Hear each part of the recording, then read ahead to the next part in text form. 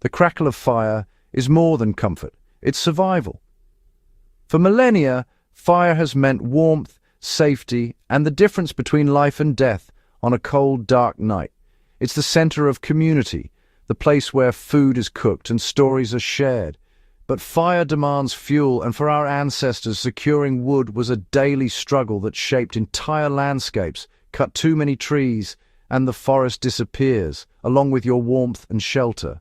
Instead, ancient people learned to work with nature, not against it. They developed ways to harvest wood without destroying the forest, ensuring it would provide for generations.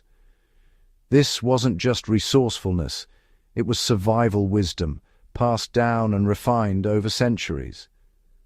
The key was understanding the rhythms of growth and renewal, turning the wild into a sustainable partner.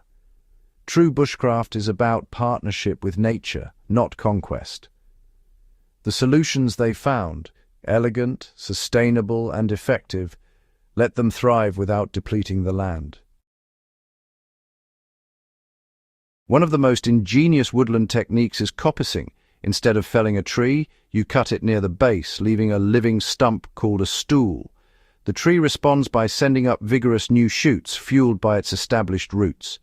This transforms a single tree into a renewable source of straight poles, harvested every few years. Coppicing is simple, requiring only basic tools and knowledge of a tree's life cycle. The regrowth is rapid, much faster than planting new saplings. Different trees have different cycles. Hazel might be cut every 7 to 10 years, oak every 20. This method provided a steady supply of materials for everything from fences to fuel. By understanding each species, our ancestors turned forests into productive, sustainable gardens. Coppicing is a cycle of cutting and regrowth that can last for centuries. In medieval Europe, coppicing was highly organized. Woodlands were divided into sections, each harvested in turn on a set rotation. This created a perpetual cycle. By the time you returned to the first section, it was ready to cut again. The result? A diverse, thriving habitat, with each area at a different stage of regrowth. Wildflowers, birds, and insects flourished in this mosaic landscape. For villagers, coppiced woods meant warmth, shelter, and tools. Woven hazel for walls, sturdy oak for building. Armies relied on these managed woods for quick, uniform supplies of poles for fortifications. Coppicing was efficient, sustainable, and vital for both daily life and defense.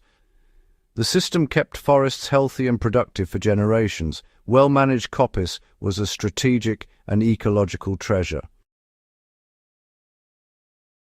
Pollarding is coppicing's close cousin, but with a twist. Instead of cutting at ground level, trees are cut higher, above the reach of grazing animals. This protects new growth from livestock and deer, allowing wood and pasture to coexist. Willows and poplars were often pollarded along rivers for basketry and fencing. Oaks and ashes were pollarded for firewood and tools. Pollarding extends a tree's life, keeping it healthy and productive for centuries. Ancient pollards, still seen today, are living monuments to this practice. These trees also become unique habitats for wildlife, supporting rare insects and birds. Pollarding was both practical and ecologically rich. Coppiced and pollarded wood was the backbone of medieval life. Firewood was essential, but charcoal, made by slow-burning wood, was even more critical for blacksmiths. Charcoal fueled the forges that made tools, weapons, and armor.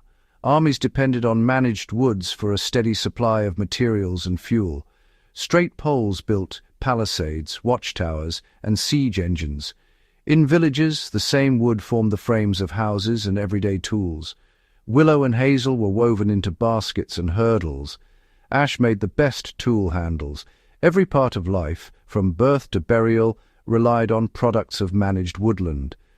Knowledge of wood properties and sustainable harvesting was essential. This was the foundation of their material world. Coppicing works because of the biology of broadleaf trees. Trees evolved to survive damage. Dormant buds at the base spring to life when the trunk is cut. With the main stem gone, hormones trigger explosive regrowth from the stool. The established root system powers rapid, straight growth, much faster than seedlings. Our ancestors harnessed this natural survival response, even if they didn't know the science.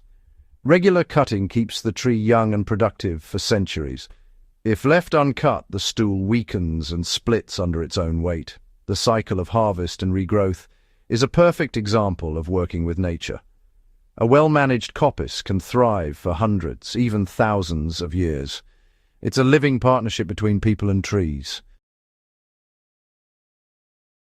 Coppicing is inherently sustainable and cost-effective. Once established, the woodland renews itself. No replanting, no seed costs, no extra labor.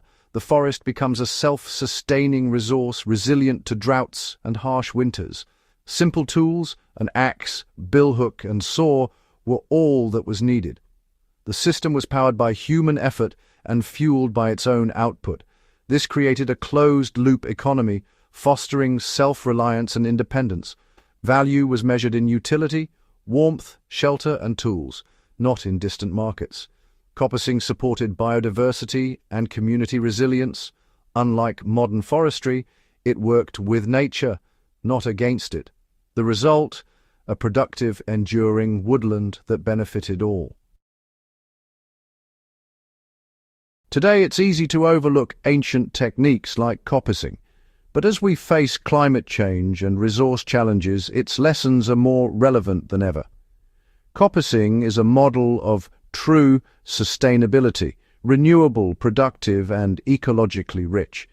Even a small garden can benefit from coppicing, providing stakes and craftwood. The process connects us to nature's cycles and teaches respect for living systems. Our ancestors thrived by observing and working with the land, not exploiting it. Real survival skill is about understanding and partnership, not domination. The ancient coppice stools, still standing today, are proof of this enduring wisdom. By learning from them, we can build a more balanced, sustainable future.